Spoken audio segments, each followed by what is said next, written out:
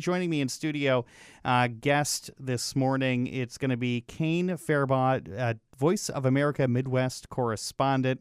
Kane, thank you for coming in today. Voice of America, of course, the sort of international news organization, sort of government-related. Yes. Yeah. So we're the U.S. government's international broadcaster. We're like the BBC World Service. You know, a lot of people aren't familiar with. Without as catchy of a jingle, I might add. That's right, yes. Use Yankee Doodle. That doesn't go over well. But we broadcast in many parts of the world that you wouldn't hear from the United States, obviously. And you're an Ottawa native, but the reason why you're in this morning is we heard the news over the weekend that former President Jimmy Carter is going into hospice care. 98-year-old former president. And Kane, you've spent plenty of time with the former president. When did you first meet President Carter? So about 20 years ago, Voice of America, since we broadcast to many parts of the world where Jimmy Carter's nonprofit Carter Center is working on health and peace programs, we broadcast to those countries. So the Carter Center was working with Voice of America with a public service campaign on guinea worm eradication efforts and river blindness elimination efforts. And so we were doing a series of these spots which basically helped educate people in those parts of the world how to prevent getting infected or stricken with these illnesses. So we had to, and obviously we broadcast in many parts of the world where the Carter Center is working. So he was swinging. I was a New York correspondent at the time, and he was coming through New York for a book signing tour and an interview and media promotion about his book. And so I had put in a request that we'd like to talk to him about his book and these efforts. And surprisingly, we got a positive response. And it was around the time that they were filming the movie Man from Plains. Jonathan Demme, the Oscar award-winning movie producer, was making a documentary about Jimmy Carter at that time. Oh, okay. So not only did I have to jump through hoops in preparing for my first ever interview with a former president, I had to also go through this process in which I had to allow this entire movie crew to come and film me while I did my job interviewing a former president. So wow. I was not only under the microscope for my own job and my own work trying to interview him, I was, and the crazy part about all of this, my part of that all wound up on the cutting room floor of that movie. It was not in the film. So I've been there. I'm well aware of your getting a diminished role when things are all said and done. President Carter, single-term president, tumultuous time in the White House. Economic policies didn't go his way. It tried to get a lot of things done with foreign policy, which is really what he was best known for while in office. But he sort of laid the groundwork for what a president should do after the fact. Because let's be realistic, he has had the most time to be an ex-president out of anybody. Yeah, that's right. He is the longest-lived president in U.S. history. Also, he's been married the longest of any president and first lady to his wife, Rosalind Carter. They've been married for 76 years. But just his longevity is not really the record. I mean, it's what he's done with the time he's had. When he left the White House, he was in his 50s, and he actually wrote a book about this called Everything to Gain, Making the Most of the Rest of Your Life. He and Rosalind Carter wrote this book, and he really felt that it was his job to spend time trying to make the lives of others better, whatever time he had left in this world. And so that was what inspired him to do the work that basically became everything the Carter Center does. It mediates disputes. It tries to promote peace. It tries to fight neglected tropical diseases. He was using the framework of his successful Camp David negotiations for the Egyptian-Israeli peace accord to be the model for which he wanted the Carter Center to work in the world and then expand that. And that's what he's done. Now, as we're sitting here talking, I'm sure that everybody who's listening might say, well, what about building houses with Habitat for Humanity? The crazy part about this is he only does that 1 week a year. And, and because it's so prominent in the media and everybody talks about it, that becomes the thing that everybody identifies him with, the former president who's a carpenter. Yeah. But the reality is that happens 1 week out of the year, and the other 51, he's working on stuff with the Carter Center. And based on everything we know about his carpentry skills, he's a better nuclear engineer than carpenter, and that we know. Yes, and another crazy part about all of this, right, is it was a classified mission.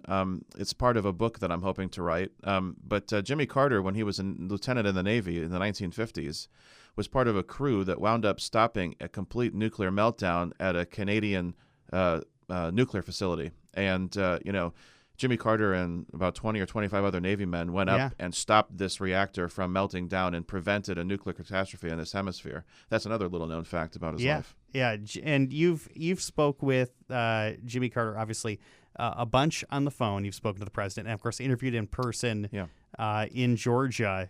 How did that come about, of you just being always there, so to speak? Because it seems like, because over the years I've known you, about every 6 months, for some reason, you're just hanging out with President Carter. So I've done over 20 on-camera interviews with him, and more on the radio, and I think it's because the first time we did the interview, I actually read his books before I did the interview, so I was somewhat knowledgeable and fairly well-versed in talking to him about subjects in which I didn't have to refer to my notes. You're making me look bad, because I've never read a book before an interview, by the way. Yeah, no. Well, this I felt because I was so overwhelmed and nervous about doing it, But don't feel intimidated. Yeah, it's okay. But for me, I needed it to calm my nerves before I interviewed him the first time. And so I think because I had that foundational knowledge, and I went and I spoke knowledgeably to him when we were speaking in the interview.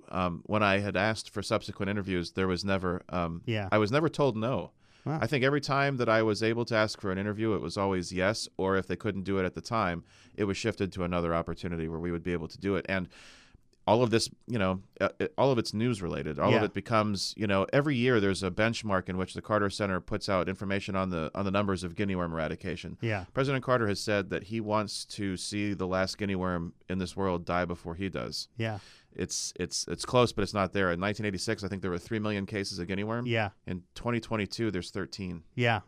But it's not at zero yet. And this is a parasite that's picked up in people's feet. Basically barefoot, correct? Well, what happens is you drink infected water or contaminated water, which has the larvae of this worm inside it while you're drinking it. It's too small to see. It gets in the body and it grows in the body, and when you notice it is when it tries to emerge from your body in places like the feet or in joints, and it's very, very painful. Yeah. And so that's just one of the things. It's just incredible that there's this parasite that really serves no purpose other than to annoy man.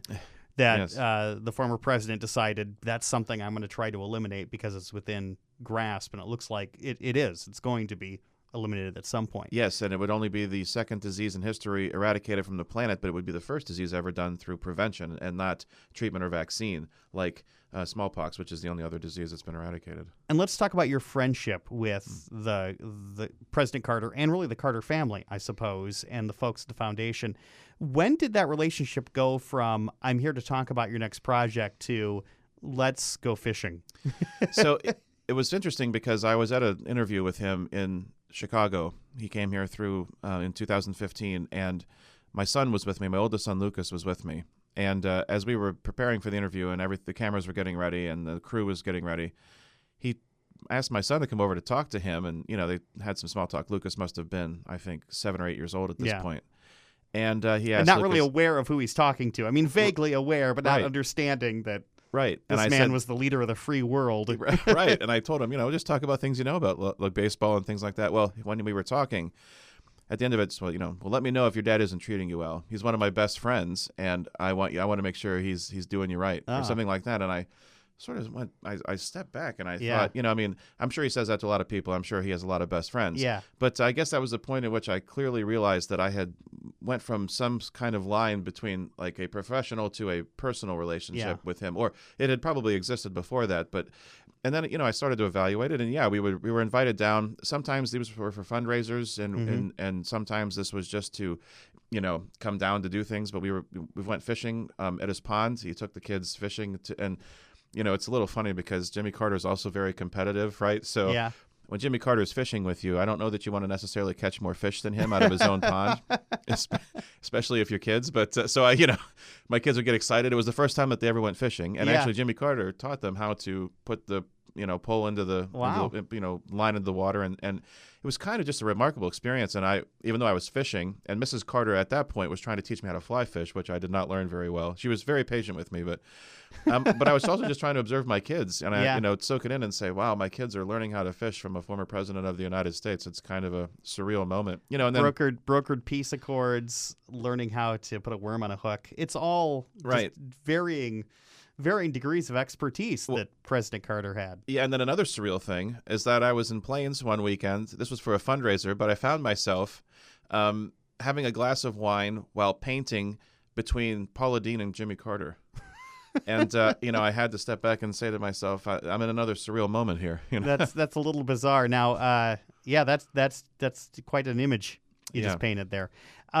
President Carter did lots of things in Georgia. Never mind the Carter Foundation, things like that, but also the Sunday school, which I always thought was interesting that the former president took time to be in the local community. Oh yeah, so Plains is his hometown. It's where it's been his foundational go-to spot, and so when he was in town, not traveling or not doing something in the world, he would be teaching Sunday school lessons at Maranatha Baptist Church, his church. And people came from all over the world to sit in the audience and listen to him teach Sunday school.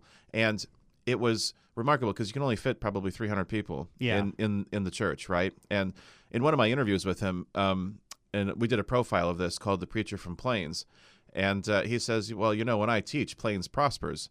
And really, Jimmy Carter was the tourist attraction in town for the longest time because people came to see him and teach Sunday school, but they also spent money in the shops, or they stayed overnight, or they ate food in the restaurants. And Plains is a town of 600 people.